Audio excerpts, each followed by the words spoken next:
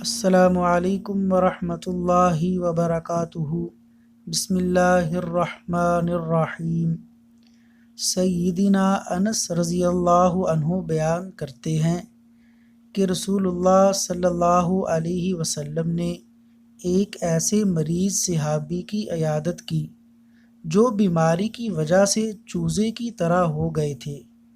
آپ علیہ السلام نے فرمایا، تو نے اللہ تعالیٰ سے کوئی دعا وغیرہ تو نہیں کی؟ اس نے کہا، میں نے یہ دعا کی، اے اللہ، اگر تو مجھے آخرت میں سزا دینے والا ہے تو دنیا میں ہی دے دے۔ تو آپ صلی اللہ علیہ وسلم نے فرمایا، سبحان اللہ، تو دنیا میں اللہ کی سزا کی طاقت نہیں رکھتا۔ مندرجہ ذیل دعا پڑھا کر، ربنا آتنا فی الدنیا حسنة وفی الآخرة حسنة وقنا عذاب النار۔